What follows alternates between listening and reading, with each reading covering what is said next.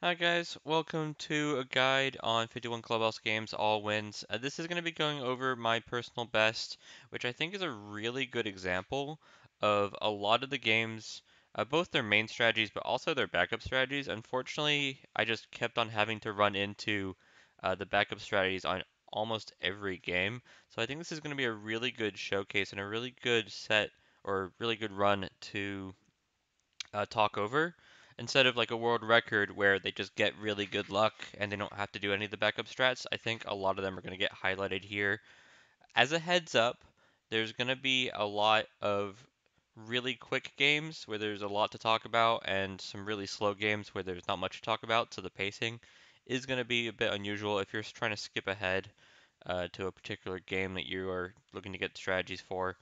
Uh, I'm not 100% sure this is going to be the best. I will link individual guides in the description, uh, and I'll reference to a couple of things throughout. But we got some really quick games here to start. We're going to do last card and dominoes real quick, and it'll slow down a little bit. So let's do it. Starting off with last card, it's basically Uno in 3, 2, 1, let's go. So with last card, really the only strategy to remember is that there's only one of each card. So for example, if I play this +2 and I know it's Skip. the last +2, Color I'm change. gonna give the red-haired kid Color 2 change. cards. The person Color across from me can change. only change, make it red, and then there's only one opportunity for them Skip. to change the color. Reverse. Really, though this game is a Reverse. lot of mashing, there's not Last too card. much thought about it. And I Finish. get incredibly lucky here. This is a large reset game. If you ever get more than 5 cards, you can probably just reset because you can get a better start just by starting over. The start over isn't very long, and you should be getting under a minute on that. Dominoes. Dominoes. I try and get dominoes. We play on simple. I try and get dominoes within 3 turns. You do want to do the menuing correctly, so it's up to the left. Make sure you skip the animation and make sure you mash this portion. Going first is a big boon, and on this hand we have a lot of sixes. So what we want to do is get rid of our high doubles, and we want to just lead towards sixes when given the opportunity. So we want to play that 4-6 the 4-6 to make sure that the person to our left is the bag holder, that they Pass. have all the pieces. Unfortunately, we're not going to win this in Pass. one round because we have all the sixes, and sixes are the big reason Pass. that you can Pass. get 35 points in a round is someone has 12 points or 11 points from Pass. holding the 6-6 or the 6-5. But we do get here. 2 rounds is pretty typical for dominoes, don't feel bad about that. We're not going to go first here, and we do have 2 doubles. You want to get rid of your doubles pretty quickly, just because if you're coming to the end and you only have 1 number instead of 2 numbers, you're not going to find winning spots very easily. Here we want to lead towards 5s, there's why. We get the person to be the bag holder, and at the end, actually, we had both of our outs options. A really clean game of dominoes and not much to worry about. Anything else on Domino's? I don't think so. Domino's is also really straightforward, Ricci really Maggio. mashy. Ricci is not straightforward or really mashy, and we've moved it later in the run. Later in the run being third, with just the way that we can now do bookmark cheats. I don't like going first as East because of the big mechanic of East having to play again if you win, and so I like starting off being incentivized to try and get a win. Here we got a pretty good start with only 2 to 10 pies, and we only need 3 tiles to make it. So I'm gonna just toss the honors and look for a hand. If you don't know the Ricci hands, it's a huge part of the speed run. There's a good 40 of them. Most of them do not matter. What you want to get down is Cheese. which are going to work as open hands and which is closed hands. Right now, we're very close to an all simples hand, which means that we can play it open. While you'll get more points for a closed hand, this is still a speed run, and opening your hand up will often make it go faster just because then you have more opportunities to take the pieces from the Punk. opponents. Our biggest priority is just to win the hand and get lots of points. Our second biggest priority is to not allow East, in this case, the character I call Ron, the redhead, to win, because that will also just extend the game and therefore extend the run. With this situation, we got a lot of open situations. Not really sure what I'm meant to drop here. I guess the blue 6 would also work, but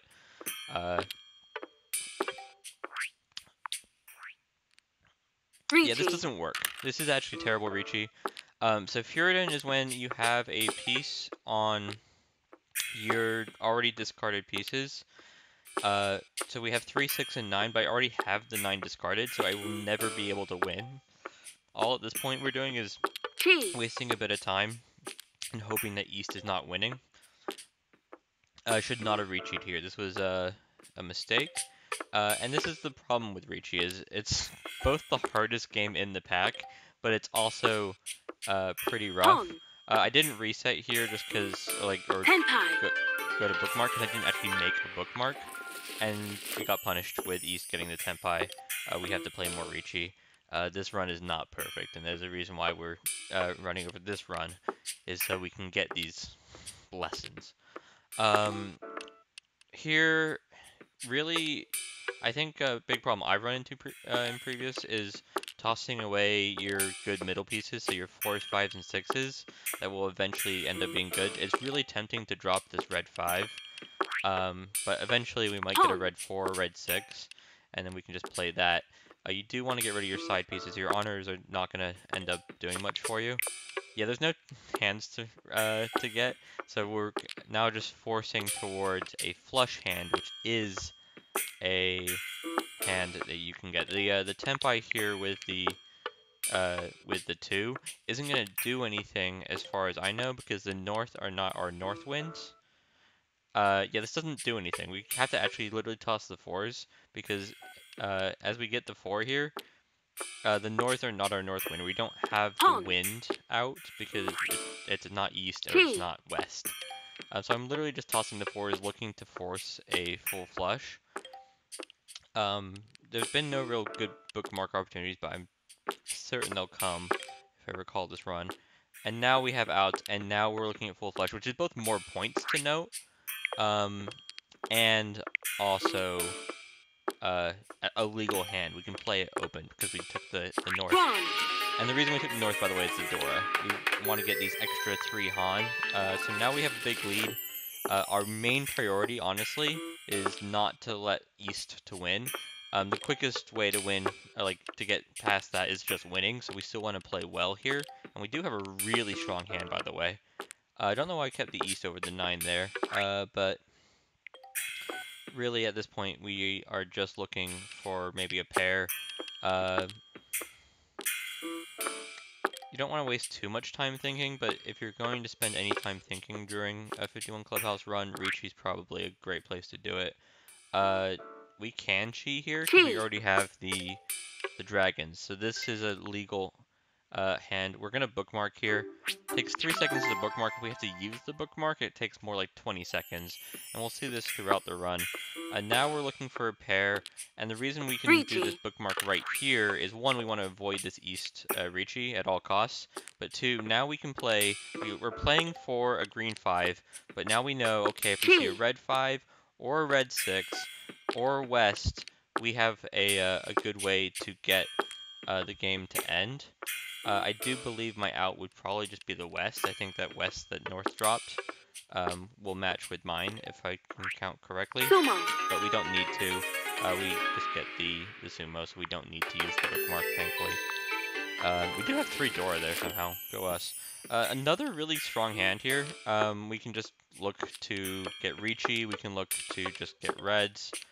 It looks like I'm just tossing the 9 and the 7 and getting rewarded for it, honestly, with the 2 2s coming in. Now we have a pair. What did I drop there? The 2? Yeah, I guess the 2 is fine drop. Really, I'm not great at Ricci. Like, there's good Ricci guides, and I would go look into them. I personally use the Yakuza guides for learning how to play Ricci, and then we have good speedrun Ricci guides on speedrun.com, which I will link below. I'm really not sure if I'm tossing correctly here. With tossing that 3, for example. We do need to get a pair, but I'm just kind of committing it to the 2s and thinking about it less.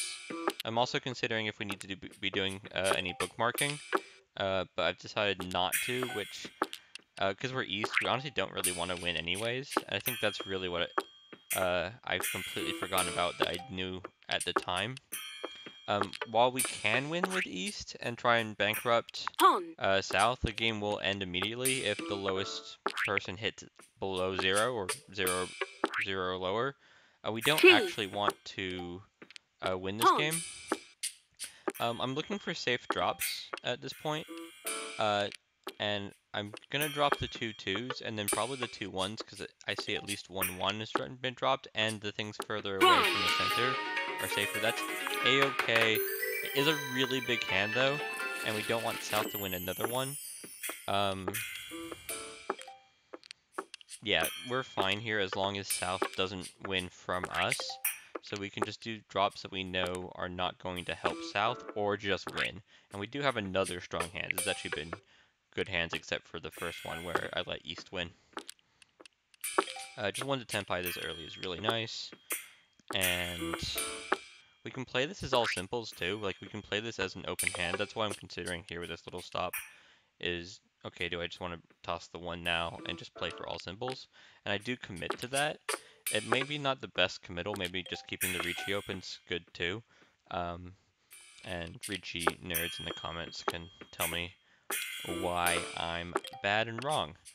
I'm also tossing the 2 red threes for whatever reason, despite the fact it's a fine pair. There's good hands and bad hands, so all simples is a hand that's really easy to play open. Half flush, I'm bookmarking here. Hopefully don't have to use it, but we'll show what the bookmark looks like if we do. A really big hand from South is what we're hoping to avoid, or giving South any sort of hand that's us as the dropper. But I think I'm just playing for the win at this point and really having to figure out what I need to drop here. The 2 is a fine drop because we already don't want the 1. And if a 4 comes down, then we have the 4-5. Now we can play for the triples and the other ones are pair. But the other good hands, things like 7 pairs is a meme hand. Like, you don't really want to be trying to chase down 7 pairs. The Yakumons are meme hands. Especially like 13 Orphans, it's a great meme hand, but really what you want to be doing with Ricci is knowing your open hands, knowing your outs, like a flush with, or auspicious winds are really good, or just the dragon, and just being able to play open is really quick. Sumo. Get a lucky sumo here. And we played 5 rounds of Ricci, which I think is acceptable. All simples, literally 1 Han, does not matter because we just wanted to get out of here. We're going to be moving on to Ludo, which used to be the biggest problem for runs. We still have people who do it first just because you do lose time doing the bookmarks. I don't think I have a particularly clean Ludo. Unfortunately, it's going to be a lot of mashing, but we'll get there. The only thing that you need to be doing on Ludo, and I'm going to move off to Ludo conversations, is making sure that when you get 6s that you're not just pulling out people, but otherwise you just want to be mashing skip to make sure that you're skipping past the AI's turns, and then mashing to get your roll as quickly as possible. So you're pressing, on my controller, it's both X and A on the actual Switch controller. I don't know about the Joy-Cons. I personally use a Switch controller for most of the run, and then use the Joy-Cons for bowling, fishing, and darts.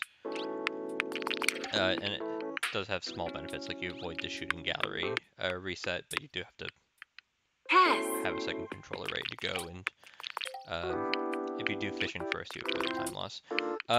So yeah, the first 4 with, what is it? Last card now, Dominoes, Ricci, and Ludo have all at some point been the first in a run. This is where a lot of resets happen. And the reason we don't need to reset as much anymore, and why I have Ludo 4th, this is, by the way, really gross. Just what's happening on my screen. Go away. Is we can do bookmark strats. So I have a bookmark saved with 1 piece, and if it gets really bad, we'll do another bookmark. But what we want to do is get the second piece in and then bookmark again. And we don't need to do any safety bookmarks because there's no piece that's directly threatening us. As long as there's not a piece that can get us within 1 hit, I don't feel like I ever really need to bookmark. If they get a 6 and then also another 1 in 6 roll to hit us, then I will potentially panic. Pink going to this spot here is perfect because they can't hit us even if we mess about. Here's a good spot to bookmark. Um, you want to be pretty precise. You want to be doing it when it's actually your turn so you don't have to see them roll again. I was a bit early there, but it's fine because you can skip through their turns. This is a fine spot. So we're losing the race to green currently. Now we're not. This is bad. So our bookmark is actually really good because it's in a good position after this. But I'm going to try and play through this in this particular run.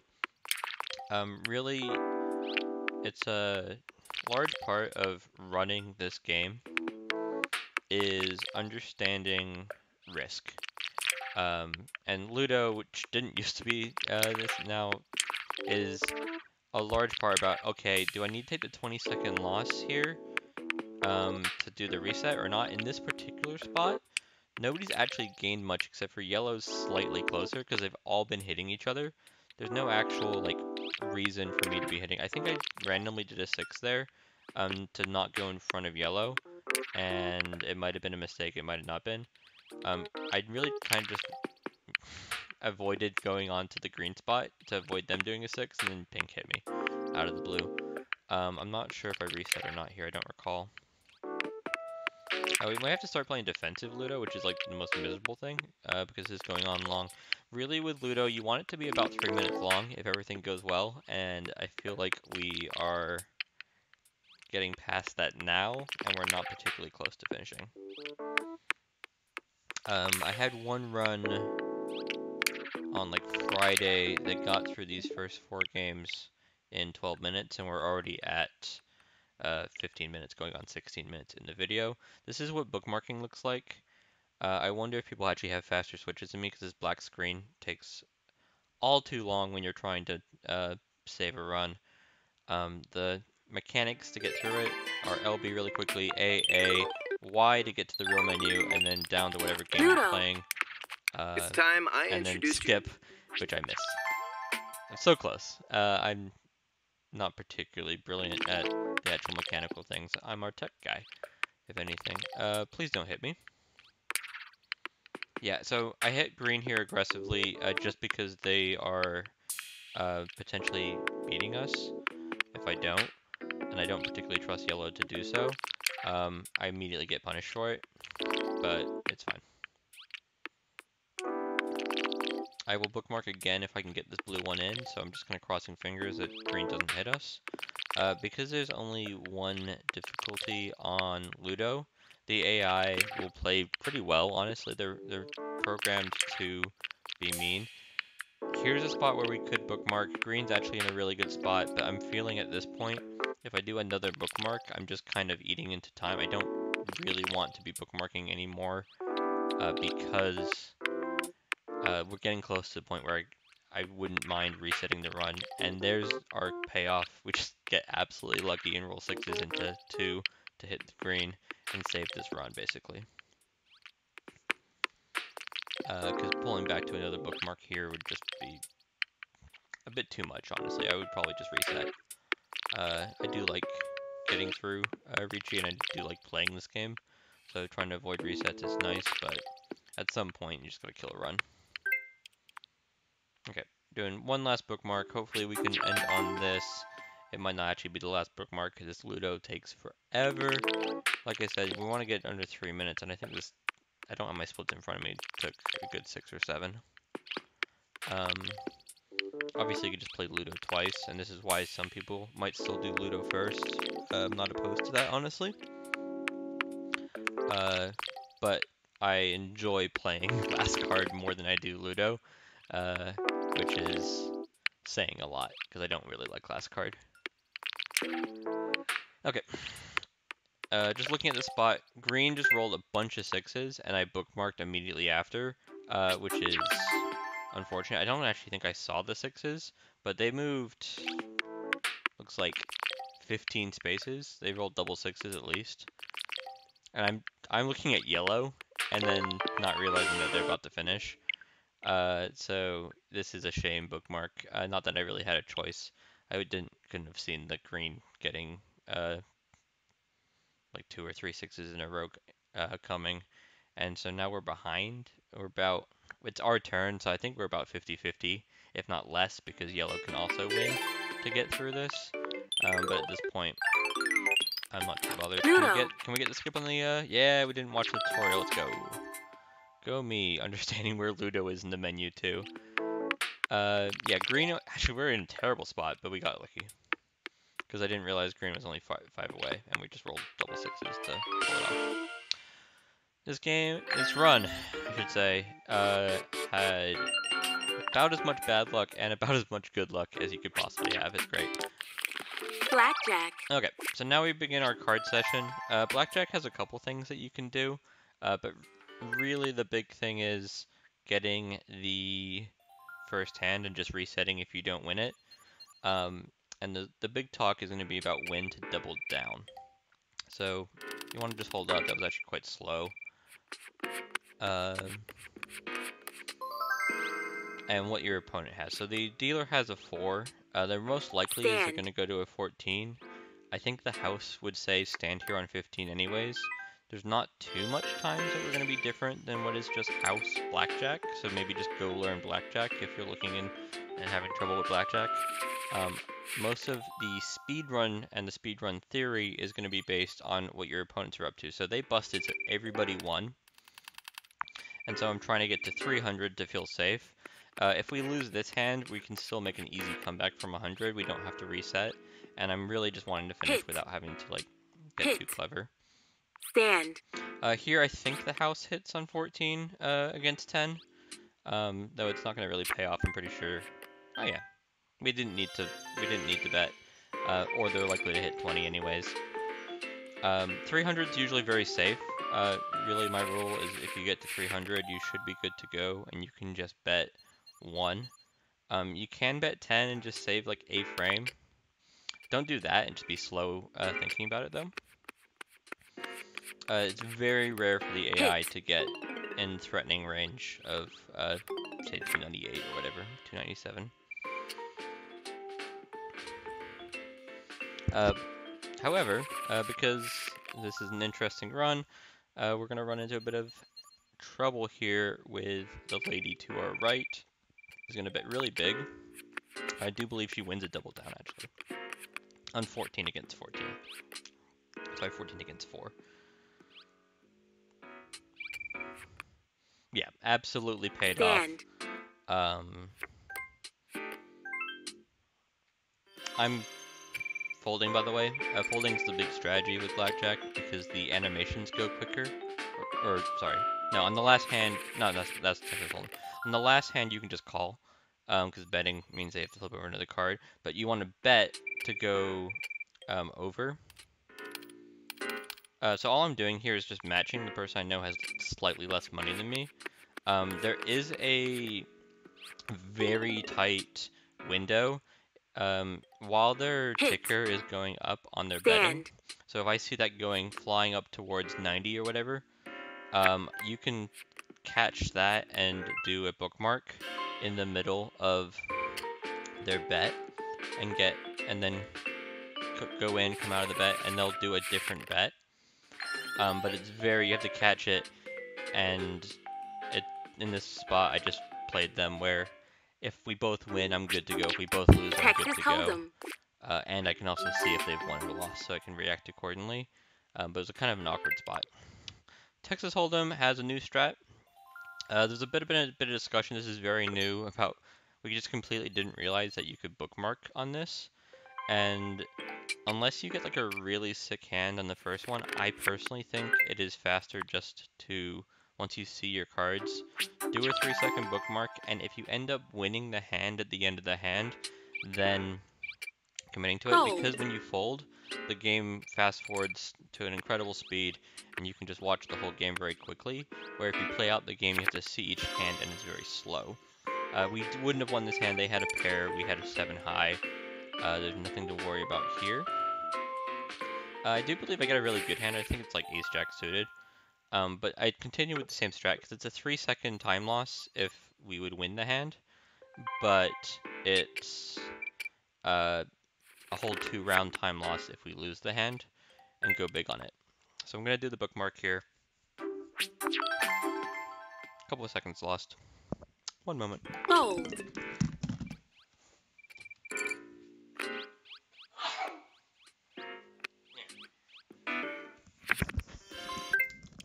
Okay, so we would have won.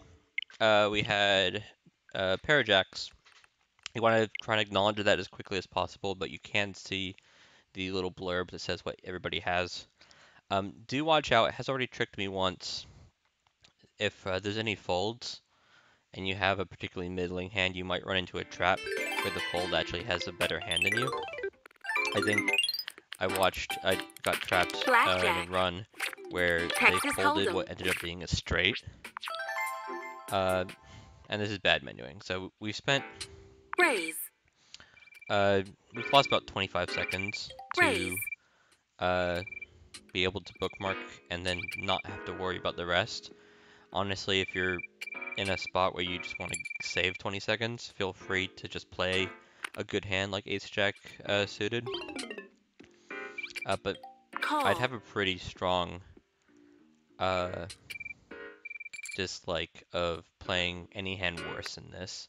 Like Ace Jack offsuited is a much worse Check. hand, and you have to have a lot of poker knowledge to really make that judgment. If you don't know Texas Hold'em Check. particularly well, I would suggest just bookmarking every hand. Okay, so now we have a bit of time to talk because we have 3 more rounds of blackjack just fold. So, if you are planning on running this game and you don't already run this game, I highly suggest it. It's good fun. The variety, I think, is what makes it really appealing to me. This is my first game that I've ever speedrun. Speedran? No clue. And just the different strategies, and the big reason I first enjoyed it was I got to find a lot of technology about games I already knew. So like finding the quickest way to beat chess, or the quickest way to beat Renegade. Oh, sorry. Thought I froze it. The quickest way to beat Renegade, which I know is Othello, and be helpful to the community. Once you're over 200 in this game, by the way, it's over. You literally have too much money for them to be able to win. Even with great hands like dogs here, K9 suited. Fold. But I do highly suggest getting into the game, just 'cause it's really fun to have a lot of variety. We've ruined a lot of games, but there are other categories. Things like All Masters can give you a bit more interest if you're willing to do an 8 to 10 hour run. You can then play the really hard difficulties. We do have spots where we do change the difficulties. I'll try to remember to mention all of them. We don't play everything on normal when doing an all wins run. Fold. There's also a very strong, well, small but strong community in regards to individual ILs, and some of them are absolutely ridiculous. The IL for this game is really funny. If you can just bust everybody on the first hand, then you only have to play one hand. And I do believe, I don't have the world record on it, but I do believe I have a one turn submitted to the speedrun, so good luck getting that. A lot of the ILs are on things like you just played 100 times. All the last card runs, nobody's grinding the last card IL, but a lot of people have good hands. On the first hand of President, if you don't get a good hand, definitely feel free to just reset. But you'll usually do well enough to not need to spend the extra few seconds to get a new hand. And President, I think we're probably going to skip through a bit. The big thing with President is you don't want to waste your high cards, and you want to be doing card counting. They're two big things. So playing the Joker there, for example, I'm not sure about the Three of Spades, honestly, in this game. It ruins our chance to get rid of, say, Queen, Jack, King, as all the diamonds. It ruins our chance to get rid of pairs. We've now seen all the twos go by, so we can play accordingly. And the sooner that we win a hand, by the way, the sooner it goes into this fast forward animation. So we do want to win quickly if possible. But really the big thing is just making sure you have good card counting. And yeah, we're not going to end up doing that. I think I make a huge error, and it's probably the biggest error in this run, which is why we're not going to skip. This is not a good hand, by the way. We had 2 aces and a 2, and otherwise we're relying a bit on our pairs. But we have this 7, 9, 10 that are awkward. We get rid of 1 here, but I have a feeling we end up getting second in this hand just because there's 3 2s about. We're not playing the 8 immediately because we don't have much incentive to bring it to take the ownership at this point. There would have been a fine place to play it to start being able to play pairs, and I think I probably should have, honestly. 8 clear. And here's why. And now 4th only has 1 card left. This baits out of 2, but then 3rd place is going to potentially just feed them the win. Yeah. We were never beating 2nd place, but we do want to at least get 2nd. Pairs obviously stop this 4th place player from having a chance. And because there's no joker left, all of these are guaranteed wins once we confirm that there's no pair. But we can still get 2nd, and that's fine in President. Really, the only round that matters is the 5th round. Not a brilliant hand, but this is usually workable. The AI is not particularly good, and will toss away their high cards.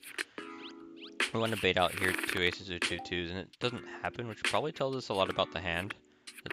That someone doesn't have all the 2s, because they'll usually just play them out. So it feels like everybody has 1 2. You want to be trying to make these quick judgments about hands if you can, but 8 clear. I wouldn't spend more time thinking about it. I would just make sure that you're playing precisely. 8 clear. And not giving them opportunities to win. Yeah, see, they only had 1 2. Kind of unfortunate, honestly. We've been nice to them not to have 1 2. If they had multiple 2s, they would have played them earlier on the pair, probably. Because the AI will basically always play if given the opportunity. Here's a good hand, and this is an important time to have a good hand, because we're going into the 5th round. I'm considering using the Joker here, and then realizing the Joker is still a good card. And now we want to get into pairs for whatever reason. I think I'm looking at the 10 Jack Queen King as the use for the Joker. 8 clear. Which means we just have a couple of solos to get rid of. We just need to get rid of the Queen of Hearts and the Ace of Diamonds, which Queen of Hearts isn't a big winner. Ace of Diamonds might be a big winner if we hold on to it. Yeah, we do not want to use this. This was an absolute 3 of spades reversal. Yeah, this is just me having complete brain fart. So we want to get in somewhere else and then use the Joker as the 10 Jack Queen King. And just terribly played. It's game throwing. Like, that's run throwing. And it's just me mashing, basically. So, be careful. We can still pull it off if we can stay in pairs. But then they're going to play a super low card like an absolute idiot. This is fine, though. Should not play the pair here. This is questionable at best. Should play the 10. 8 clear. And then into the 2 to avoid that situation. So 2 punts, and I'm going to skip ahead because there's nothing more to really talk about with President. Yeah, absolutely terrible hand. Should basically, the only hope here is a revolution, which is the usual way. If you're not punting, the usual way to lose is you get a really bad hand on the 5th hand somehow, despite being usually first. 8 clear. Or someone does a revolution, which is a big reason. You already want to be winning as quickly as possible, but you also don't want to be giving the AI opportunities to play revolutions when you have a really good hand, just by continually taking control of the first play. Okay. This goes on for an extra 7 minutes, but we eventually win the second round of President, which is 7 minutes or so. It's still my PB, which is impressive because the rest of this run goes pretty cleanly. But we've had slow Ludo, we've had slow Ricci with an extra round, and we've had 7 minutes of President. We've lost basically the chance to get world record. Not that I was really competing for world record. 7's real quick. You can reset a round of sevens quickly if you have too many aces, twos, queens, and kings.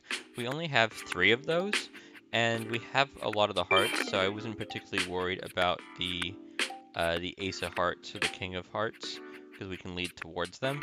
If you see just too many face cards, just take the 3-second loss and make a new hand. You want to be leading towards things that aren't going to give your opponents new options, which I was doing consistently. If you need more info on sevens, uh, we'll make an individual sevens guide, because you're never gonna Speed. get it from there. One big thing on sevens I really do suggest, and I've seen people not do it, I don't understand why, is put on no connect. It makes it so much more consistent about being able to judge when you're able to play a hand or not. Speed, just go quickly. The big thing with speed is we play it on hard usually. In theory, you could play it on more amazing, but you can already see they're really slow to put the cards on the deck, and in spots where you don't have an option, you want them to be going quicker. So that's why we play on hard. If you play on amazing, if they get really lucky, even if you're playing quite well, they can sometimes just play a game of solitaire without you. So hard's a lot safer, and I really wouldn't suggest like changing the difficulty mid-run. I would just at this point commit. Speed isn't really a stressful game. I just play it in this order, or an RNG game, I should say. Matching's a stressful game, but I literally paper and pen it. And I've never really rewatched for matching. I want to see how like much it shows that I'm paper and penning. I always go top left though to start.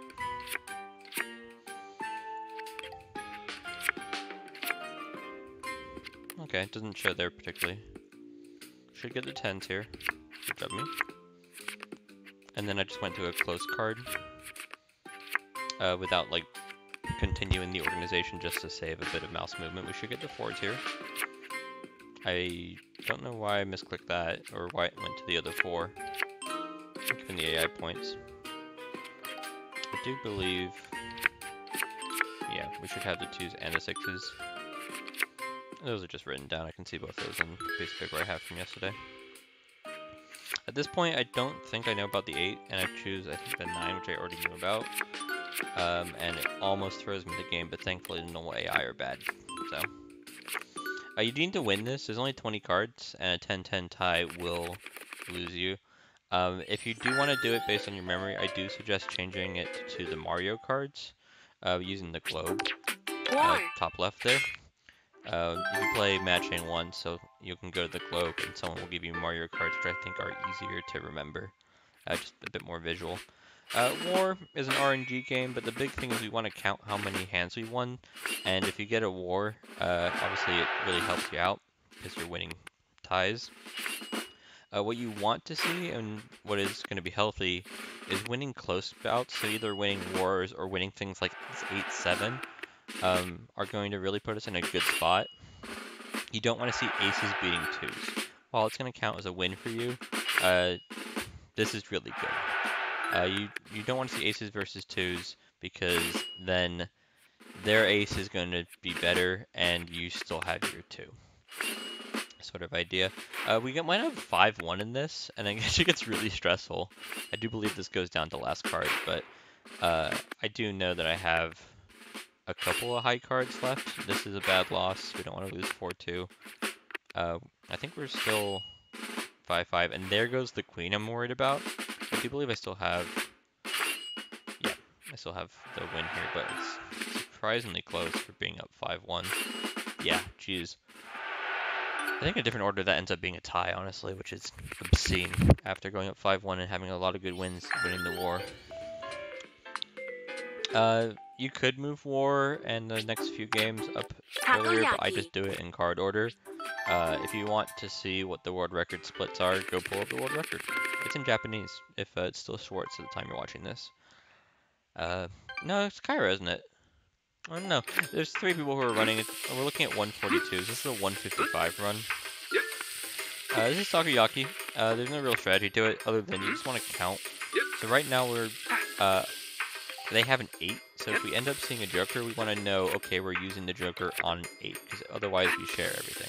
Now if we see a joker, it literally doesn't matter. This is actually a really good game of Takoyaki. we've seen 2 threes, so there's 2 threes left and 1 remaining joker. If we see 2 threes and the joker, we want to reset immediately. Now there's only 2 threes left. And fun fact, we're not going to see them. It's going to be miserable. So, yeah, the card counting can get pretty tough, but there goes 1 3. There's only 1 3 left. Honestly, if I'm not going to get it, I want to see it come out now, so I can just reset immediately. But it's like I think R3 might be the 3. Obviously, the AI winning is also a way to lose, but because draws exist, less than 50% of games actually end on this game. Yeah, one of those 2 cards is a 3, which is absolute garbage. Probably would have been quick and easy if I'd put the Joker on the 3, but we didn't have any knowledge that said that, and I chose the 9 because it was slightly less mouse movement, or cursor movement, I should say. Just a bit of housekeeping. Apologies about the lighting in my room. It's absolutely terrible. For streaming. I did a reset there, just seeing them get a Joker really quickly, is not what I wanted to do after just losing. It's probably slow. The dealing's not brilliant, but at some point, I'm kind of like down on myself after the President loss in this run. I was considering resetting already, which it ends up being my world record, so shame on me for doing that. Hey! My buddy was playing Super Smash Bros. Go him. Okay, so if we get a Joker, we're using it on aces, only 1 Joker left. The main reason for card counting, if both the Jokers are gone, is just so you know when to quit out if there's no cards left. But really, I should have an easy count on this, because there's no 2s, there's only been, as far as I know, 1 ace, unless current me is miscounting. I'm sure past me has a good count. We've seen a 2. And there goes a Joker that you do actually want to get the reset in really quickly. The victory screen takes an extra 5 seconds or so. So if they do get a win, you want to quit out immediately. This is pretty typical Takoyaki. I have it in my splits as time to eat, because that's the victory quote. But I have terrible luck in this game. If there's any like RNG sour spot, this is my game. Yeah, this is almost over. I think I get a nice little streak here to finish it, so we'll just not skip ahead.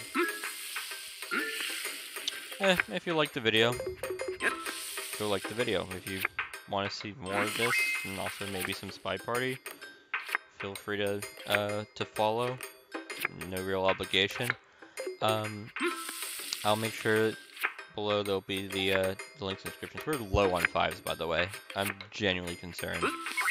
And also low on 4s. I'm genuinely concerned there's only like 1 5 left, and I don't think I had a great count at this point.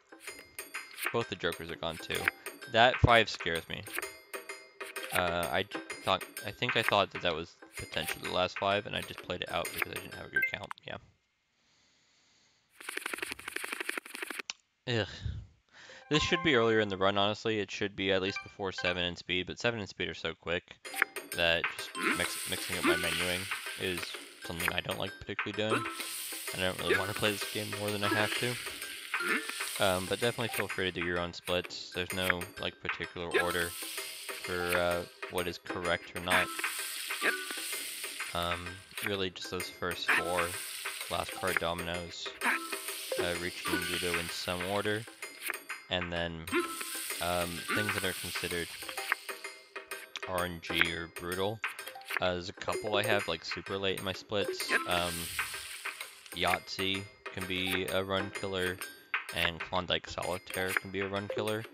And I just have late in my splits, but otherwise, really the only thing that is potentially concerning is how early I have 7s in speed, which is like an extra, and matching, which is like 2 or 3 minutes of my life. I'm never going to get back, and I'm not particularly bothered about. Past me definitely has a good count on how many 7s are left, and there we go. Finally beat Takoyaki, but hopefully this has been a nice chat. Let's see if I can menu correctly. Pig's tail. Oh, pig's tail. I forgot what's game. So people in every comment are like, you guys can play this without it being forbidden. And one, for some reason, this game is not 50-50. You win a lot more games than you don't have. Two, we have a strat where you can just like reset if you get a really bad start of the game. Like if they give you 10-15 cards, you can just reset. And three, forbidden is really slow. This is a speed run, and we want to go fast. And giving the AI the ability to do options will guarantee you the win, but it doesn't matter. Like the AI always loses. Really, all you want to do is make sure that you're not messing up your cursor game, which I think I do here for like a half-second loss. Yeah, about there. You can tie this game too. Be careful. The counting can be a bit rough, but it's something that I'm pretty natural at. Get good, play it a lot, Golf. but not that much because it's an RNG game. Hey, real games. So golf. The big thing with golf is wind. On this one, really, there's nothing to it. Just be good at golf. The second hole is where we're going to get interesting. I'm going to start talking about it immediately. So if you get left wind, you can go straight to the hole. If you don't get left wind, it gets a lot more complicated. I don't particularly recall, and honestly, this sort of wind though, we can go and get a potential double eagle, which should be called an albatross, from this spot with a gold hit, and go me, I hit it. This is precisely what you want. You want a hole-in-one into a double eagle. On this hole, we prefer wind facing left. I do get good wind, and then I mess up the shot because I rush it. I think it's more north wind, it's really more west wind, but then I mess up this shot. When you're not on the green, you have to hit it really soft, and I haven't practiced much golf, because I don't have to be doing 9-hole. 9-hole is so much harder.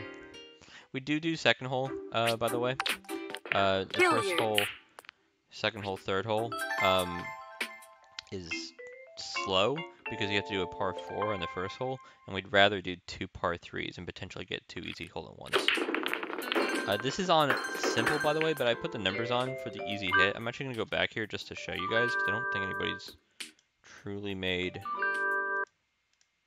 a guide on this hit. Here we go. Nope. Frame too soon. 47.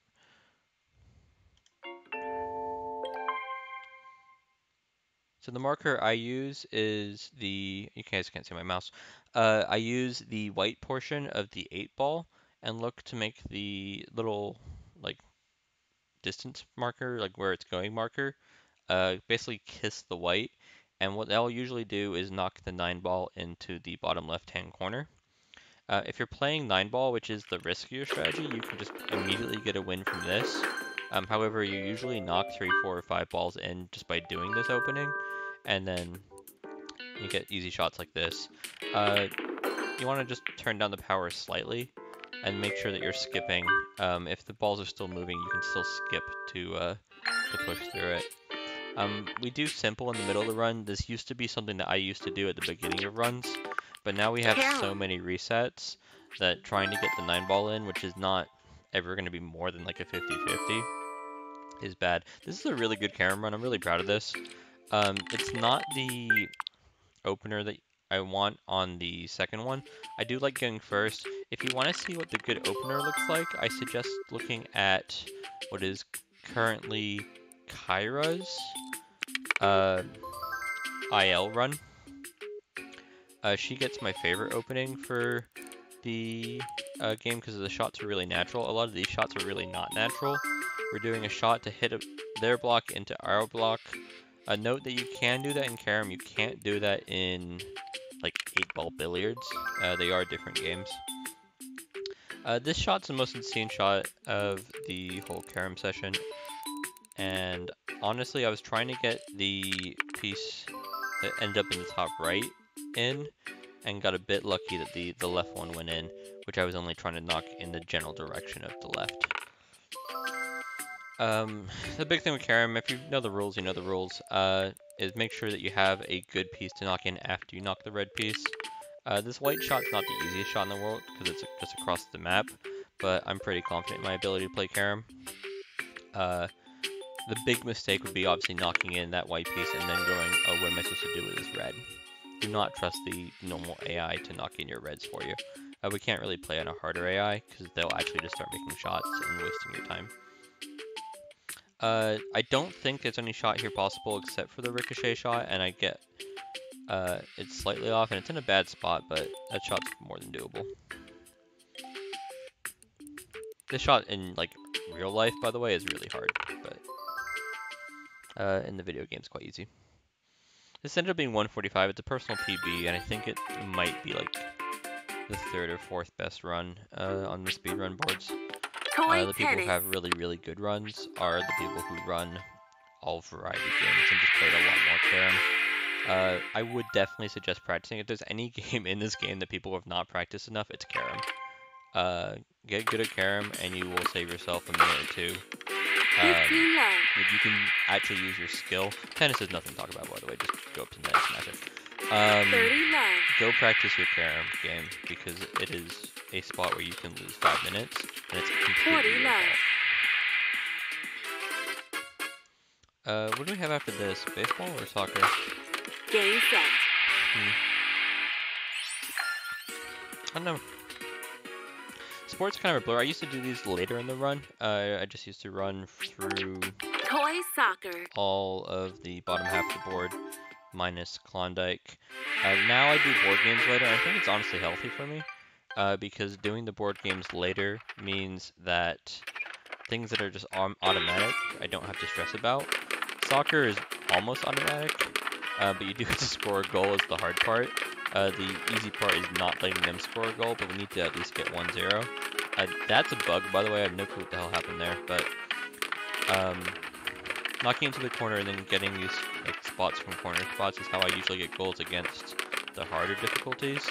So I assume it is also a fine way.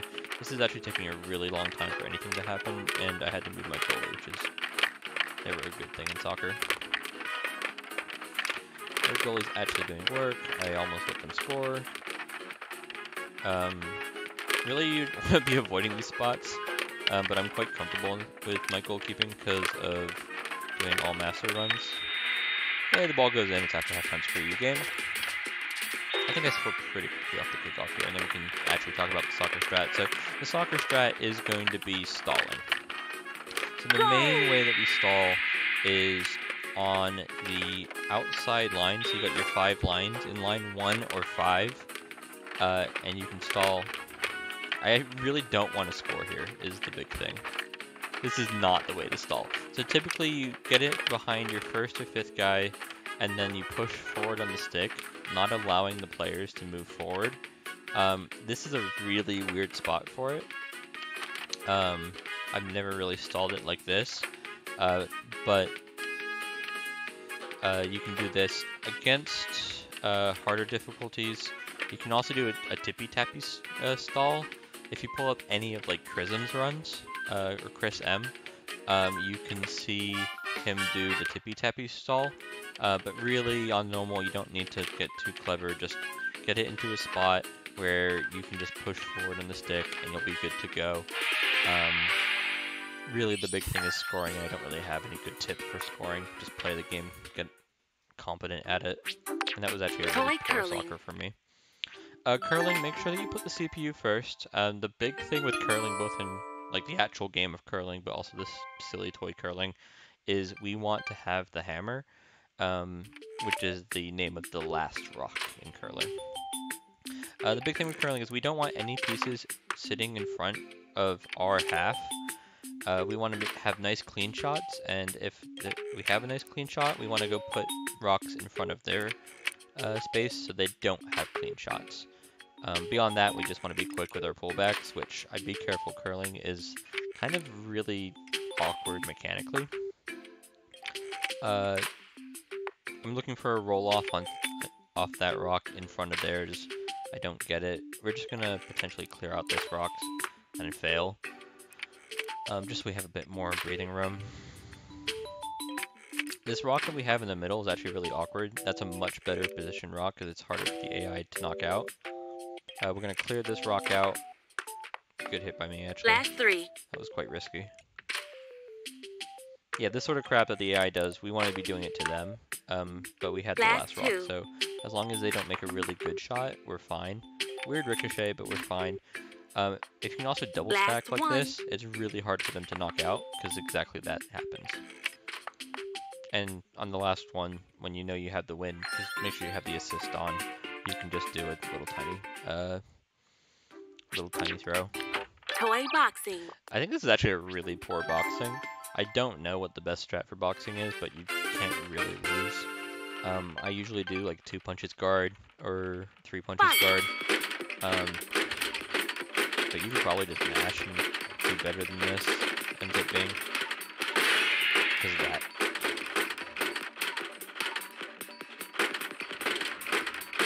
Okay, I was doing some 1-1s there. If there's a magic to boxing, someone tell me in the comments. 20-second boxing is, I mean, it's not a huge time loss in the whole scale of the run, but like, that's gross. To note, if it does go down to a full 30 seconds, being closer to their end is enough to win. So if you're about to win and you're scared, don't punch to not allow them to have a counter punch, which is the main reason you lose. With baseball, we have super consistent pitching strats, so now we just need to get a score. And so let's really hope that past me doesn't just hit singles. We want, obviously, like a triple or a home run here. So we can go up 1-0. 1-0 with the current strategies is really enough. You don't need to go more than that. And we'll see why on the pitching. Baseball, more than any game, has had probably more strategy changes and like major tactical changes than anything, because the difficulties all play differently. Normal just throws these fastballs and has like 2 different batting algorithms. The impossible is very consistent on the batting, and you can completely abuse it, but their pitching is slow and weird. Hard and amazing are pretty similar, but I'm the only person who really thinks that maybe they're the best place to be on difficulty. I don't know why I went up 4-0. The other big thing with baseball, and where you can save a bit of time if you want to, is trying to hit yourself out. But good luck with doing that. Hitting yourself out instead of striking out is obviously faster, and it's definitely going to be the individual record. Hey, pitching. Okay, so we're doing the down button, which is the change up button. And then when it gets into the dirt, you want to hit the curveball or the slider button, whichever button curves it away from the batter. More accurately, in regards to when you want to press the button, it's when it gets into like the lighter portion of the dirt. It looks like someone has like put a piece of tape and then pulled it off on the dirt. When that starts is what I aim for when doing the curve. If you do it too early, you'll get a ball, which is fine. If you do it too late, they might still miss it, honestly. I think I'd probably do it too late more often than I think, but it's fine, because what ends up happening is they just miss anyways. But it's not a huge, like, it's not like a frame perfect window. You got plenty of time, and it works on every difficulty, by the way. If you're doing all masters, baseball is super simplified when it used to be stressful. This is when I usually go grab water or something, so I'm gonna do that now, actually.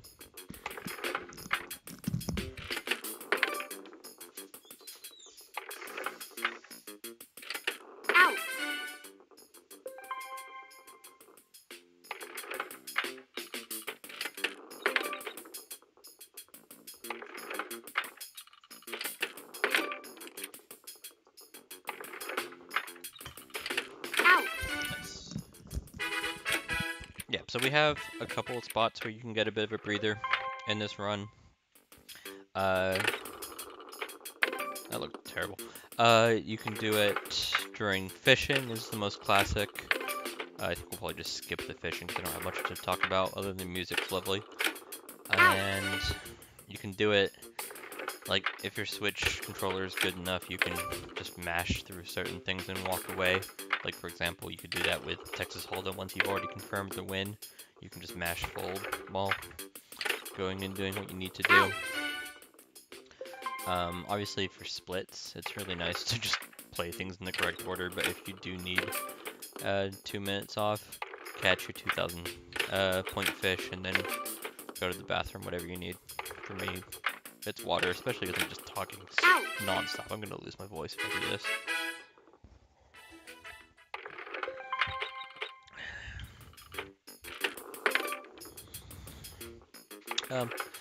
While we're here, if you're on Impossible and you're batting, they will sometimes throw balls. So doing swings at things that are going to be ball is a good way to not have that be a time loss. Really, otherwise, the other option for like pitching is like quick. Actually, from about where they're at, actually doing like a quick curveball, from about 90% to the left or 90% to the right, into the way that they're facing, is the old strat. Honestly, I think these small curveballs are faster.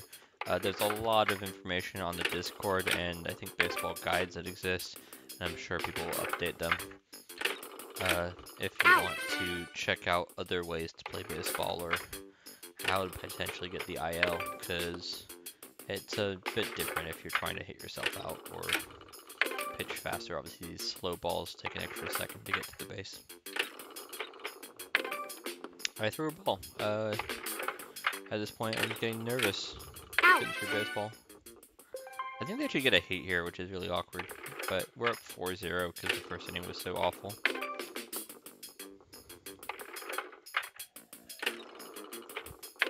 Maybe it was a different run.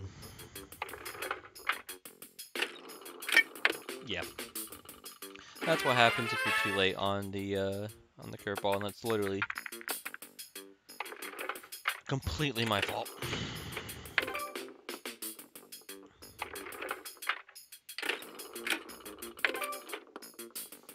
Okay, where are we at? So this is more than halfway in the run. We're at an hour and 5 on the bar. I mean, you guys can see the video. This video is more or less the same length, right? But most of the things moving forward are pretty RNG locked. There's not too much where it's not us having skill or strategy. Air hockey, you can go up, you can hit the puck off the top wall and immediately score every time, and I miss it. And that's the one thing I think about this run that is not good for advising, is just this air hockey's garbage.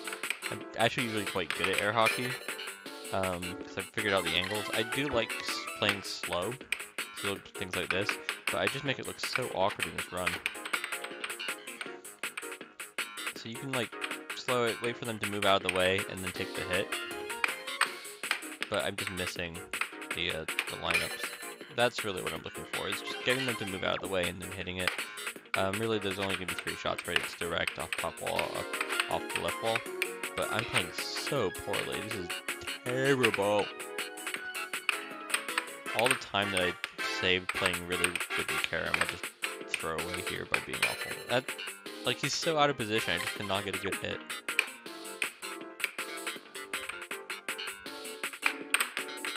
Okay, so you can see what I'm trying to do here. He's leaving it wide open, I'm just missing the shot by slowing it down a bit. I do think that's advisable, but I might not be the best advisor in air hockey, honestly, after that performance. Suck it, Ron. Slot cars.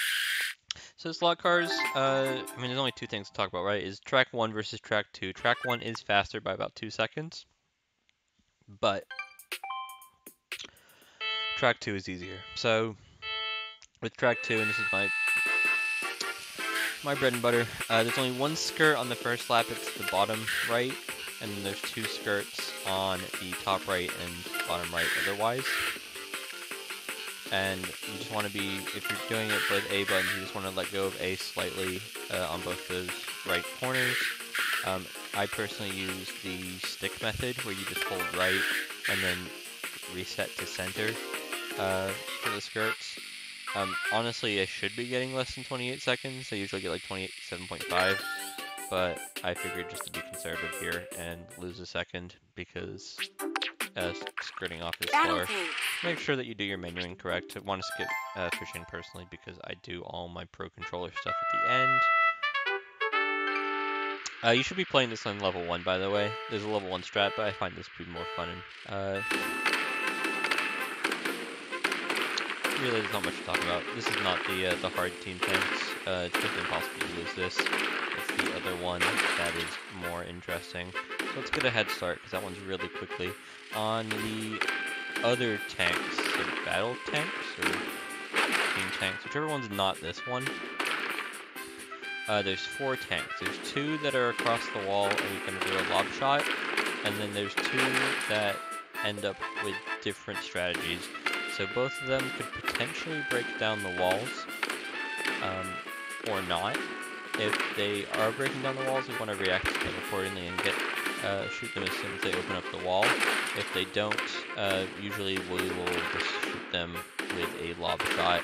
This is me getting creative, because I'm bored. This is hilarious, by the way. I love it. You can just get locked on each other. There's no, like, time loss or time sink by scoring more or less. So, messing about there is fine. Okay, let's see if my team tanks is good. I think level 2 might, in theory, be faster. But for a all-wins run, level 1 is by far much more straightforward. So, yeah, the big thing is reacting to knowing that guy's coming out of the wall and turning for him and not getting too greedy and going for the lob shot on the other guy of the wall. And you just want to quit out and move on to the next stage. Shooting gallery. Shooting gallery is a auto-scroller. I will skip ahead, but there's only one thing to really note. In this community, if you do not go for a good, nice score, shame on you. So the first one's easy. There's 70 balloons. We want to get 69 of them. If you're streaming, I highly suggest the "oh no, I missed one" line. To bait people into thinking that you've played poorly. For the second one, there's tons of extra points, but really it's 138 is the ability to get double 69. For the third one, nice. The third round, you just need to count it. I am tempted to find a consistent way to get the third 69, because it takes away your score. You can't see what your final score is on the last round. And with the -3s and the spaceships, it actually gets quite noisy. If you're trying to do it by ear, you're always too high, is the big rule. I'm going to skip ahead though. There's nothing to shooting gallery, it's otherwise an auto-scroller. 6-ball puzzle. Let's see how good my 6-ball puzzle is. Cool, my menuing is garbage. It's always nice. Make sure that you're skipping the tutorials. I think like 45 of the games have some sort of tutorial, so you're just gonna assume. Hexagons are faster than triangles. You want to be doing this sort of stuff. You want to start building your second shape. You really expect to need 2 shapes to win. So we're looking for a triangle on the left. How am I gonna drop this? Good job, me. And I think my failure in this particular run, if I recall correctly, is I wasn't really thinking about what my third shape would be. We can do the purples as a hexagon, but I'm just kind of mucking about on the left side, and I shouldn't be. I'm starting to work on yellows and immediately ruin them. Yeah, just awkward stuff from our runner. This is doable, and I'm gonna eventually figure it out. There we go. So we're just waiting on double purple, like absolute nonsense. This is fine, but we can't do that. There we go.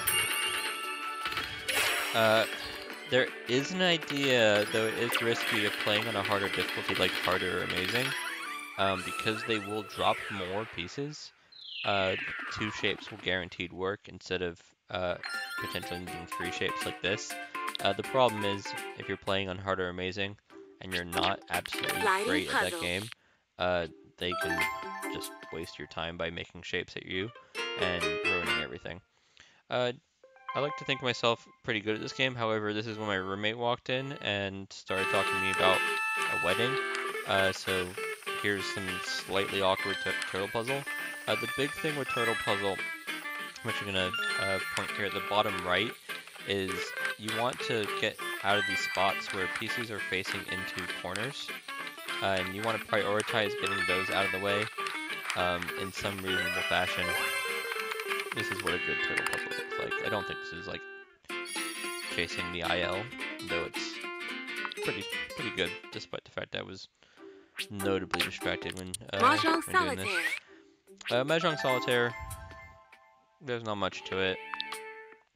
I do flower. In theory, something might be faster, but it's always like 30 seconds. And you can put on hints if you don't see something immediately. I do like this weird claw with my hand to be able to do hints and control. I do the hint check there to see if the 5s are good. They are good, and then don't choose to do them for whatever reason. 27 seconds is pretty typical. You can't really lose much time on Mahjong, because the flower, as far as I know, is unfailable. But don't dally about. Dilly-dally? Klondike Solitaire. Klondike should be much earlier in this run, but because it's so awkward to menu to, I don't waste the 1 second of doing so. Klondike is one of the few games in this where you can just guaranteed be handed a loss, which is why it's pretty RNG heavy. I've had it as early as like 5th in my run before, but I just can't be bothered with when I made these splits to like fix it. The big thing with Klondike, so for example, I could have put that King of Diamonds up, but what we really want to prioritize is getting cards off the bottom. So we're looking for a Black King pretty desperately, and looking to build towards getting the Black 10 down. Instead of just putting a King up, that King of Diamonds down willy-nilly, and then not being able to get the Queen of Diamonds down. We get rewarded eventually. I should see that the 5 goes on to the 6 here sooner rather than later. Because we should be able to... There we go. I just mashed through that. If the cards go up or go on to things, I'm happy with it. We could put the 3, 4, 5 on, but I'm going to hold off on doing so until we have to. Just in case the 5 of Diamonds is something that needs to go to the top row. Now I'm going to move it because we just want to get kings up. We're looking for a red queen, and I don't think I recalled that the red queen was in here, but basically the game would have said game over if it wasn't, because we're not going to be able to build up towards the jack of clubs most likely. So I kind of could have assumed it was. Our second priority is just getting pieces off the top, because once there's no cards in the deck, you get the auto finish. So I'm just mashing here and successfully then get to have everything else finish pretty. It's very disappointing, Nintendo, that you don't have the cards dropping. Not that we'd be able to watch the cutscene anyway, if it did exist. Shoutouts to Windows. Spider Solitaire. Spider Solitaire, by the way, is the most stressful game. This is not a game that you should speedrun. Like, I'm sure people do it, but if you haven't done a run of this before and you're wondering what's the most stressful, it's this game. In all masters, we have to do it 3 times, which is miserable. And advanced Spider Solitaire is the hardest thing in this game. I did not have a clean run here, so what we want to do is have clean rows. So what I should be prioritizing here, and I'm not, is because my cursor movement doesn't want to move all the way to the right, was clearing out the 4 and the ace. Or clearing out the 2 8s, not that that was possible.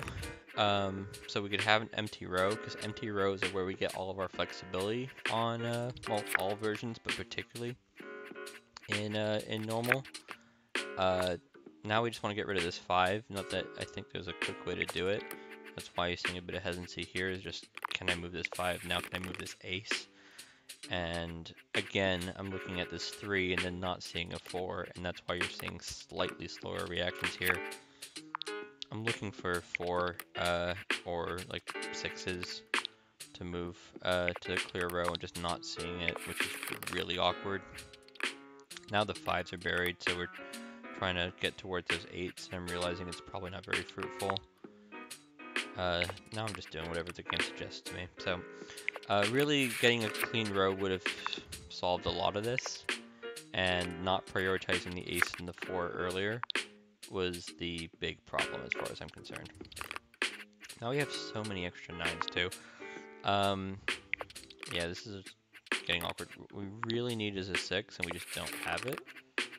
Again, no, yeah, there is a 6. Now we have an empty row, and you'll see how quickly that helps us.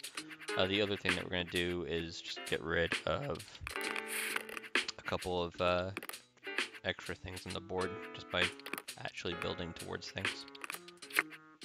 See, if we'd done that earlier, we had 1 8 that we still had to get rid of, but I don't think we really had 9s because all the 9s came at once, right? But if we'd had that empty row, you can undo. You honestly shouldn't be getting to that point in normal solitaire. This is actually just really awkward and slow. Despite the fact that mechanically I think I'm playing pretty well. Not wasting time. When you get into a row, you can just usually mash, and you're fine, just like that. Judging my next move here, yeah, and then realizing, wait a second, I can just get rid of that row. Pretty mashing. There we go. We'll move the ace and then do another row. Nice. And then get the 2 up if you want. That works too. Can't really lose. My voice is going, by the way. I do apologize. Talking for 2 hours straight is bad. I'm going to do more talking after this. I think I'm going to go join a stream of a different game that I enjoy, which is Spy Party. Not a brilliant spider. I think it ended up being 3 minutes on the in-game timer. Yeah, 3:12, which is pretty typical. Like, you're gonna get around 3 minutes. I'd prefer to be on the other side. I don't know how I end up on that menuing, but we fix it there to get to Mancala. Mancala, the strat's very straightforward on normal. It's of our 6 rows, if you say 1 is left and 6 is right, we're gonna do our 5th row. And we want them to do their 6th row. You can undo until they do it. The undos are very quick. And then we're going to just continually do our 1st row. We need them to basically move from right to left, like they did here. Now we want them to do their 3rd spot. Good job. And now, I don't think we can actually lose. There is, like, some gamesmanship for knowing when you don't have to necessarily undo, but this, other than like the few undos at the very beginning, is what we expect out of a all-wins run of Mancala. Interestingly enough, I think the individual record actually lets the AI go first, but with more or less the same strategy. Dots and boxes. Dots and boxes, I have a personal strategy. But the big thing is you want to just minimize cursor movement if you can, and then not lose. So I do this nice little X, or T, or whatever you want to call it. And then on 1/2, so like going up, I make a snake. Like so. And then on the other half, I make boxes. So what we don't want to do in dots and boxes is make 2 snakes of 12, for example. We want to have multiple things that we can attack. So for example, if I could close out this box on the left, I would make a 6 box. So the big thing that people don't realize with dots and boxes, even just playing it very like person versus person, is you don't have to necessarily give your opponent points. So for example, if you have this box of 6, like we have more or less in the top left, if your opponent tries to give you the box of 6, by going sideways. You can then make it yourself into 2 boxes of 3 and force them to take it. Not like that, the other way. The other strategy we have with Dawson boxes, by the way, is letting the AI do it because they're quicker. So once you have your 13 points, let them win. This is actually very clean Dawson boxes. But yeah, on harder difficulties, or if you end up in really awkward spots, feel free to give the AI back what they tried to give you, so then you get the big long snake. This yacht, as far as I remember, was really rough. So with yacht, we don't want to get the highest score. The highest score is not the fastest score. The fastest score is the score that beats our opponent. And I'm getting baited immediately into taking small straights, while the AI is going to have fairly good luck. It's early though. You can always push up on the Yahtzee to avoid having to circle through all the options, so I push up 3 times instead of down 12 times or whatever. Hey! Everything's going well. They have a really bad chance, so what we want to see from the AI... You can also just re-roll this and go for 6s, but I'm just gonna take the full house. Because it's faster. What we want to see from the AI is not this. We don't want them getting yachts, but more tactically, we don't want them getting large straights. So we're going to see from the AI that they're going to chase straights a lot of the time.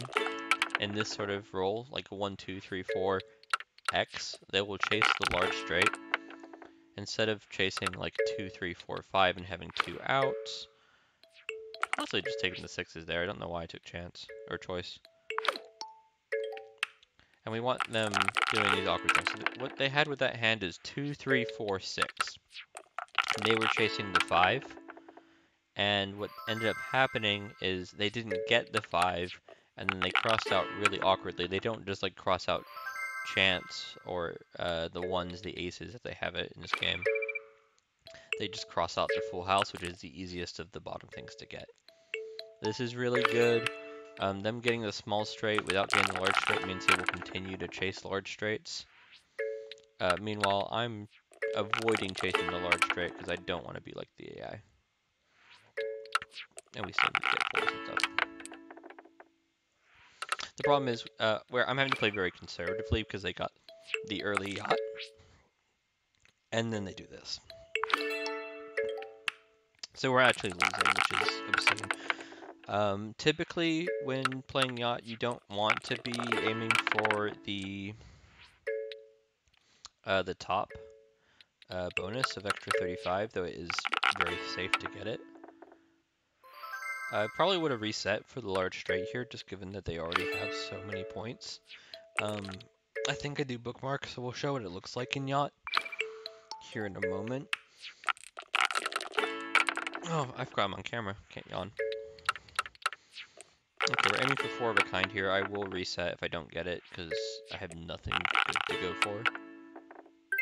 Here we go. So this is what bookmarking looks like. So if you bookmark prior to the dice actually settling and them telling you, hey, you rolled a 5 and a 2.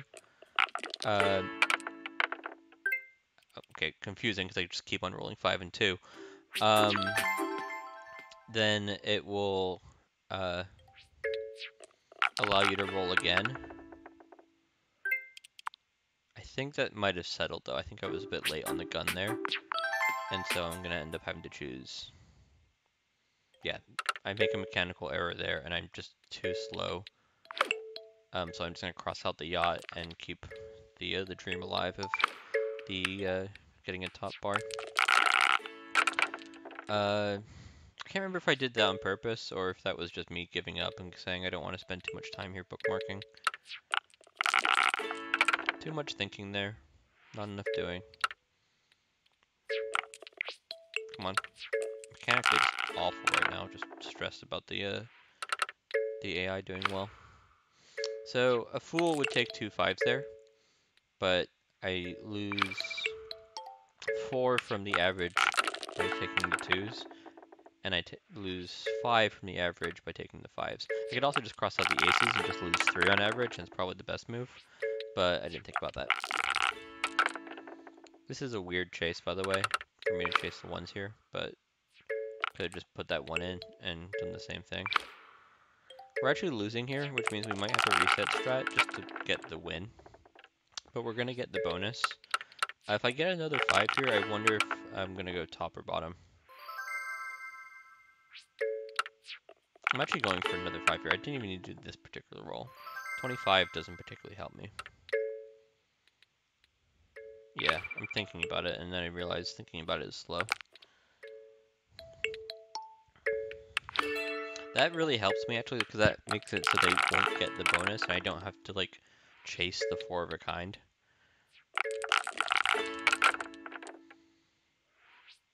I just need to get 2 3s, so I will bookmark here if I don't get a second 3. Yeah. Or, wait, no, I'll wait till the next one, because I know they can't get it. Or I'm risking that they won't get it. Wow, that was actually a lot riskier. I should have waited for the second 3 there and then chased 4 of a kind, potentially. If they got lots of 5s. Yeah, just give up there. Just give me another roll, please. At least get 1 3. Ugly yacht. But this is the nice thing about backup strats, right? Is, or at least surviving it. We don't have to reset the game. And you really don't want to be getting bonus and freaking yacht dice. But whatever. They can't get the bonus themselves. Even if they get 5 3s, we win, so we're fine. It's just every backup strat, man. Like, for PB, there is so much room for improvement. This gets to be really fun. If you don't know how Connect 4 works, go check out the link in the Discord or the speedrun.com, because we play against the impossible, and we play against the impossible for a big reason. It's because of this. I don't really have a good explanation for it. You do want to make sure that you're working on a reset console, though, is the big thing, because this is predetermined.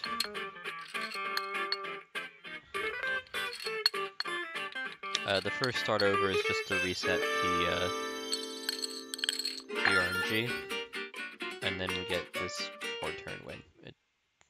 It's a 7-second loss if you have to reset the RNG. It's great. This hit and blow is hilarious. So the big thing with hit and blow is I like to start off with blue, blue, red, red instead of starting off with 4 of a color, just so you have a better understanding. Usually I would go for green, green, yellow, yellow to get the full understanding of colors. But because I got 2 hits, I'm going for the win. And then I get the juke out animation. So it's either blue and red are correct, and then I got either green or yellow correct, or it's some really weird thing. Yeah, it's awkward, but we have to cycle through all of the colors with all these juke out animations. 4 rounds is fine. Like, really, you should not be losing. If you're losing in hit and blow, or like having to think about it, without it being on duplicate, practice more, please. It's not. This isn't a hard game. 9 Smith Morris has a really complicated decision tree. And I highly suggest pulling up the guide here, but what we're going to do is take up the 2 middle spaces. I really cannot mirror it, so I just do the bottom 2 and we'll undo. We want them to do in the middle area, but the same attack to get the strategy that we want. We want them to take our piece. They will always take the same piece, which is nice. So we can just mash through that. We go up here to lock them in. We want them to go the other side of that. Thank you very much. And then there's 4 different strategies for this end game. This one, we want them to go in, if they go into that corner, we want them to go in the top right. So we'll undo for it. And then we have this little end game strategy. If you need more information, go pull up the guide. There's much better information in this quick rundown, but that's more or less what a typical 9 Smith Morris looks like. This is not what a typical hex looks like, if I recall correctly. I try and go for the IL strat, which is go to the bottom and then just make a line going straight up, and the AI immediately says no, and then starts getting really awkward. I could just undo here, but I just give up, and Or just do it the old-fashioned way, which is just go in the middle and react accordingly.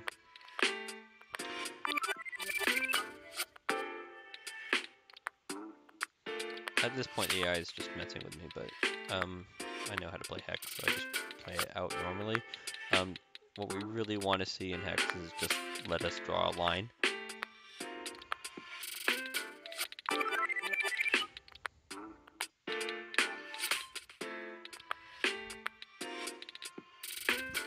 And we eventually get there. Be right back.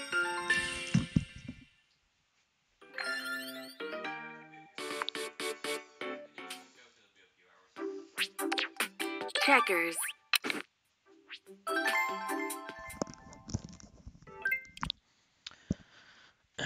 I'm trying to look for strats in checkers, but I can't find anything super consistent on any of the difficulties, so we just play the normal. And the big thing I think is most adjustable is definitely feel free to trade down. Like put your pieces in danger. Let them jump you if you know that you're going to get a jump on the way back, but otherwise don't think about it. So for example, like we're just going to let him jump us here to get ourselves in pretty nice position here. Because those pieces are just going to die eventually when they decide to move them, like this.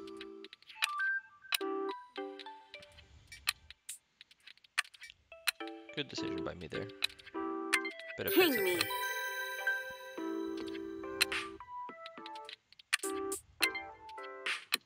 Also good heads up play here, getting the double jump, saving us a turn. Go me, good checkers. Really should not be losing checkers. If you're losing checkers, go check something out. Hare and Hounds. I cannot have a good clean Hare and Hound. If someone has a guide for Hare and Hound, hit me up. I do not know. You can definitely just play without the random setup and then have a bit more of a consistent. But I get really awkward here. What I'm trying to do is a strategy of mirroring, but I think it just goes slightly too far before undoing. This doesn't work when the AI figures it out. The AI doesn't always figure it out, to be fair, but yeah, AI decided to play well, and I decided to play poorly. Here we go. So if you stand, this is what I was looking for. If you stand across from the back hound, he cannot make a reasonable attack with this AI. So that's the situation I try and force. There's probably better guides in regards to Hare and Hound, or just copy something like the world record. The Moku is going to be really, really quick, so this is the new strat, and it's very good. It does have a few undos if the AI tries to make an attack of their own, but we're going to go 1, 3, 5, 6, 4, win. 2. Ta-da! Just the only thing is if the AI gets their own 4 runner double-sided, you lose, so don't let them Chinese checkers. Watch out for your menuing when you get to this point. I make every damn mistake in this run. Chinese checkers, I do this little move. I know a couple people will copy me on it, where I just move these 4 pieces with lots of double jumps to at least open up around. Really, there's not much time to be lost here. I think this is actually a really awkward Chinese checkers, and there's not much educational about it. But basically, the idea is once my 4 group starts getting blocked, I start moving the other 2. I'm going to skip Chinese checkers, honestly. I don't have much to say here, and it's poorly played if I'm in bad luck. You're never going to lose Chinese checkers. It's not a huge issue, but it is an awkwardly long game. A game I do have to talk about, though, is backgammon.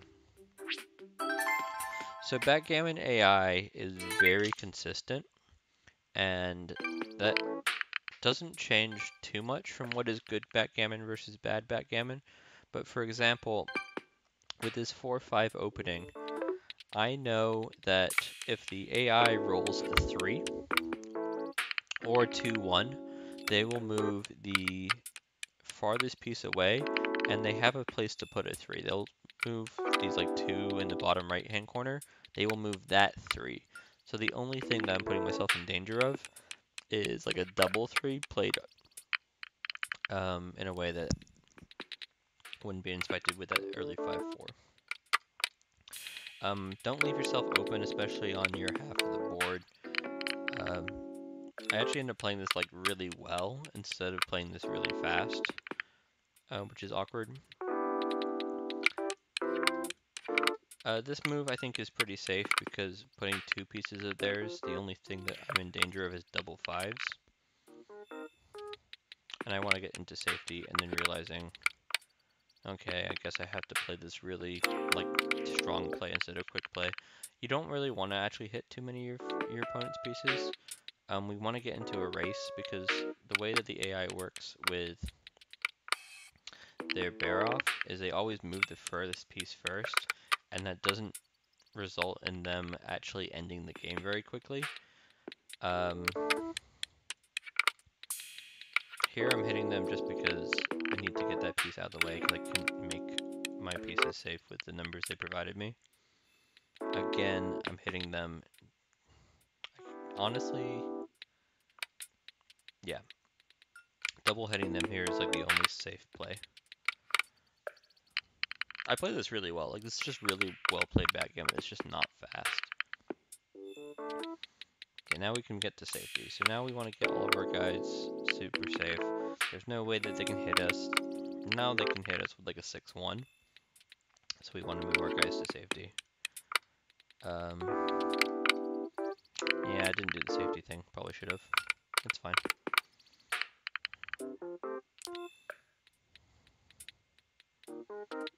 Too much thinking here. Slow.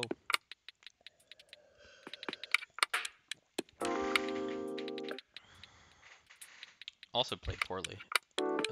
Should have done the 2 to 6 and then moved both the guys to safety. Now we're at risk of losing to an 8.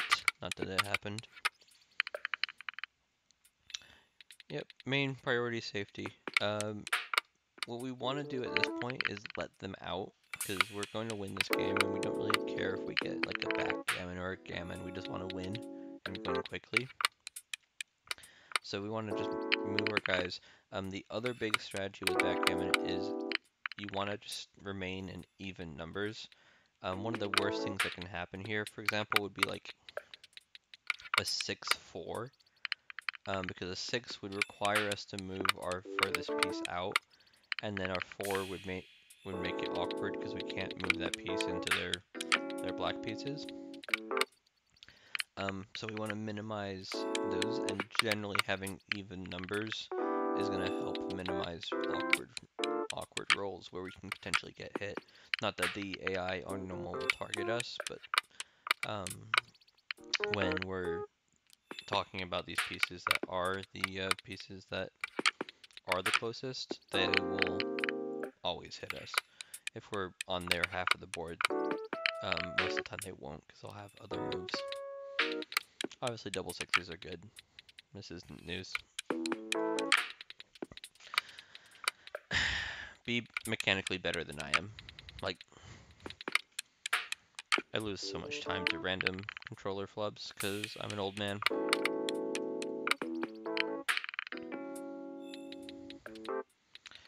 Obviously with something like a 3-1 here, we could just move the 3 and then something else, but we want to just minimize the number of turns we have to take, so just moving the 4 is only 1 movement instead of 2.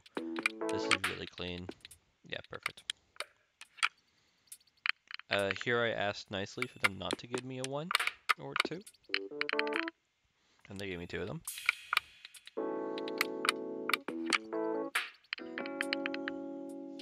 Good little micro there, though. Good job, me. We're almost done here, which is kind of weird, right? Like, there's a lot of games left to be played. But we're already like an hour and 43 into the run. Like, the world record's already passed. But a lot of these games are just really quick. Like Renegade here. If you need the strategy guide, there's a lot of them. But for normal, we're just replicating the IL, which has 2 different reset points. Someone told me recently they are like 60% and 30% to hit. There's a picture. I'll link it in the description. We've successfully gotten past it. There are other strategies. I personally think the amazing strategy is pretty close in the amount of time it takes. But the reset point is more volatile. So, I don't know. Chess, you can copy this straight out of the book. On normal, it's the same thing every time. It's this pawn move, knight move. Then we're going to move the knight move again, which does guard what would be d7. We're going to take with the bishop when they do the suicidal queen move, and then we're going to move this bishop to a5, and then we have this checkmate where the knight is beautifully guarding both d7 and f7. It works every time. Just do it. The other difficulties do also have predetermined things, which I came up with, and they're more or less the same speed, but they have less checks and checkmates and like these like verbal animations, so I think they're like a second slower. There's 4 different strategies for shogi. This one I actually learned like the day of the run, because I've been really lazy and using it as a reset. I will again link to the guides. This is me forgetting what the strategy is for a moment, and also failing to move to the board. You can press Y to move to your little sideboard. Surrender. To move the pieces in. Really, shogi is just a memory of 4 different strategies, though. It's gonna be a bit of a commitment, but once you get it, you get it. It'll take half an hour if you're clever. Mini shogi, I think I get credit for this one. Me and Luckless are the only people who care about mini shogi, but yeah, when I found this, basically the idea is we need to get their general so we can airdrop it. Now I'm gonna press Y, go me, and save myself like a frame. Surrender. And then we lock the king in, without like provoking their king out. It's a cute little strategy. It's the same every time. We play it on hard. Make sure you set up your switch before you start a run with all the difficulties correct. Thankfully I'd done like a run before this, because I actually had like some of my sports on like my previous run on Friday or whatever. I had incorrect difficulties and just wasting 5 seconds fixing difficulties after being surprised. Hanafuda is a complicated game, but in the speed run we want to find something that wins quickly. The 3 stars, and the cup ones are usually the quickest because they only take 2 or 3 cards. Beyond that, there are 10 poetry slips and you need 5 of them. And I think there's 10 seeds and you need 5 of them, so we want to look towards those. Obviously, if you can get like 3 purples or 3 writings, it's really the less cards it takes to make it, the quicker it's going to be. So cup is brilliant. There's definitely tactical knowledge in knowing which cards are going to be helpful. So for example, the moon cards all are very noticeable. They have, you can see at the bottom of that moon, it has the big hill. And if the moon hasn't been played and you have a big hill in hand, it is slightly more valuable to hold on to the big hill, knowing that the moon might come up, instead of just randomly playing it on a moon when you have other choices. The other big one is the flowers, these like pink and red flowers, because those are the 2 that work with the cup. The third big one is obviously having the cards that work with the cup. I went for a bit of a gambit here and played out the 3 lights. Yeah, played out the 3-star card, hoping to just get it on the slap afterwards. And instead I was just so dominating that I won almost all the categories at once. Bit slow, bit awkward. Should have targeted something better.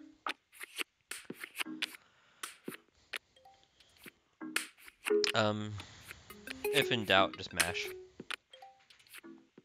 In this game, because I'm going so poorly, I'm considering just giving them poetry slips.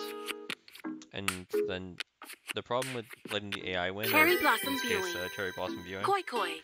is they will koi, and you have to continue playing, especially if you're already winning the game. They might not koi in round 1, but I'm just forcing down shaft, down main, and end up with 12. Finish. Yeah, this is a bit of a mashy kind of today. Not really my best showcase of quality quick decisions, so I do apologize in that regard. Fishing. Okay, and we're almost done here. Unfortunately, we can't skip fishing in runs, but all we need to do is catch 2,000. Some of these big fish are worth 2,000. You can figure it out, guys. It does have great music. If you're willing to completely ruin your splits, using fishing as a little mid-game break is fine. But for me, because I use my Pro controller for the majority of the run, and then use the little handheld Switch controllers for the games that the Pro controller doesn't work, I end up having to do a switch out. However, if you do the switch out with fishing, and both controllers are already attached, it doesn't ask you to reset your controllers or anything. I feel like it does if you do it darts or bowling first. Oh yeah, that's what I did in this run. Usually I go to the bathroom or something, but it was so late in the run and I didn't need to go. So I was just bullying the fish by landing the thing on them, which is my new hobby apparently. You only need to catch one fish, but I forgot what my first fish was. Or sorry, 2 fish in this case, or 2 eels. You get slightly more animation, which I immediately lose by doing bad menuing. Bowling, my personal strategy, the big thing with bowling, by the way, is knowing which button is the strat process, because you have to turn your stupid controller sideways. Is to go onto, what is it? I think it's the 5th line. It's a lighter line of the bowling, and it's around the first right or sorry, halfway between the first right arrow and the middle arrow. And then I do, hey, I have a cam I can show you. I do like an overhead arm throw to get the turkey. What is it? The slight spin, but also the power. So I do kind of like a shot putty thing. And no matter how I mess it up, it ends up doing the same thing, because I'm not really spinning my wrist much. On the 5th one, make sure you don't get a strike. We don't want to have 3 rounds. I almost get a strike because I'm bad. Because I tried to do the same arm throw and then failed it or something. And then just quickly throw it down the middle, or throw gutter balls. Obviously you can just aim for gutter balls, and that's fine too, but I think it's slower. Unless you knock over a bunch of pins and get like stupid animations. Darts. Okay, we're gonna finish up on darts. We do 3 or 1, we don't do count up. Don't be lame. Count up takes 8 rounds, darts should take 3 or 4 rounds. I don't know how touch controls work, I'm still trying to get through the strat process. We aim for double 20, or sorry, not double, triple 20. We are meant to be good at darts. I don't really have a good strategy for it. I do apologize to Aaron. This game, there's some people who can just hit triple 20 every time, and there's people who really struggle. Honestly, I think it might be like, put your switch in front of you. Might be something that changes how your controller picks up, and I think it might matter in darts. And instead of having like your switch over to the side, it might be less responsive. My switch is over here, like, by my window. Okay, so for 61, I do suggest going for the 1 first, because it's easier to hit the 20s, because I'm so used to aiming straight forward, instead of going for the triple 20 and then trying to get the 1. But personal preference. Good 8 darter, I think. And that's time. Okay. So with that, run ended up being 155.45. We used to have an old uh, spot where people were really struggling to get under 2 hours, but with things like consistent Texas Hold'em, things like consistent baseball, uh, being able to do bookmark cheats on Ricci and Ludo, and just generally getting better. We're looking at 142 Club being the world records right now, or world record, and then people who are really competing. 155 here, I mean, if it's not clear, this was not a clean run. I had to pull up undos or backup strats on basically everything except for Gomoku, and I didn't get many of the optimal strats. Like even the air hockey, I didn't get the first turn. So this is really beatable. I really like these splits. I'm going to be excited to run this in the future because the things that went poorly were all the RNG things, and the things that went more or less well were all of the skill things like didn't lose time on soccer or carom. Obviously, I did lose time on air hockey, but most of my splits here are going to be really fun to compete against, and the RNG ones will be fun to get because I'll get 2 or 3 minutes if I have a good Ludo. So I'm excited about this. I hope this is helpful for people. I'll try and pin both the or put in the description the like timestamps for particular like games. I'll do it as windows, and I'll put in all the links I said I would put in. But thank you for joining me. I know this is like almost a 2 hour video, so if you're still around, not just skipping around, thanks for joining me. I appreciate your time.